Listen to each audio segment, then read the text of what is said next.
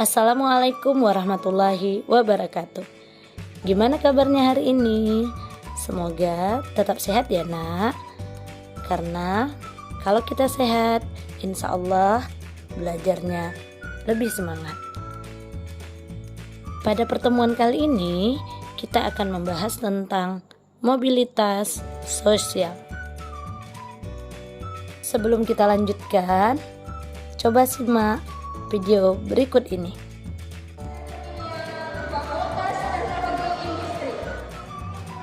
Lailatul Qomariah meraih gelar doktor di usia 27 tahun dengan nilai sempurna IPK 4,0.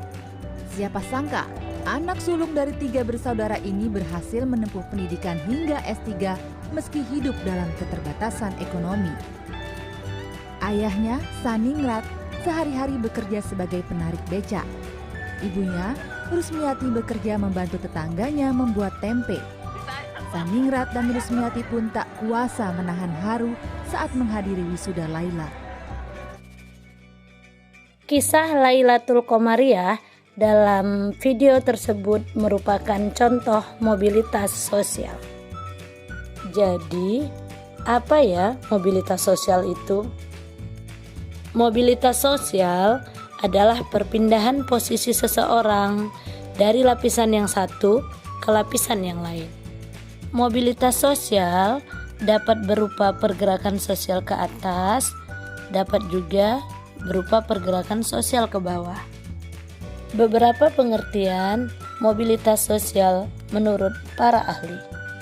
Menurut Paul B. Horton, mobilitas sosial adalah suatu gerak perpindahan dari satu kelas sosial ke kelas sosial lainnya, atau gerak pindah dari strata yang satu ke strata yang lainnya.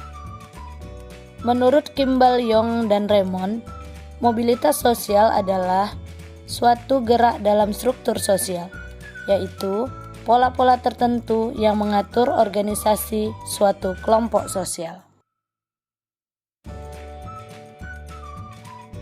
Berdasarkan bentuknya, mobilitas sosial bisa dibedakan menjadi mobilitas sosial vertikal dan mobilitas sosial horizontal. Mobilitas vertikal. Mobilitas sosial vertikal adalah perpindahan seseorang dari suatu kedudukan sosial ke kedudukan sosial lain yang tidak sederajat, baik pindah ke tingkat yang lebih tinggi maupun turun ke tingkat yang lebih rendah. Mobilitas vertikal dapat dibedakan menjadi dua. Yang pertama, mobilitas vertikal ke atas atau social climbing. Merupakan mobilitas yang terjadi karena adanya peningkatan status atau kedudukan seseorang atau naiknya orang-orang berstatus sosial rendah ke status sosial yang lebih tinggi. Sebagai contoh, seorang guru yang baik dan berprestasi diangkat menjadi kepala sekolah. Kedua, mobilitas vertikal ke bawah atau social sinking. Mobilitas vertikal ke bawah merupakan proses penurunan status atau kedudukan seseorang. Sebagai contoh, seorang pemilik perkebunan teh yang kaya raya karena bangkrut dapat menjadi penjual minuman teh pada warung kecil. Mobilitas horizontal.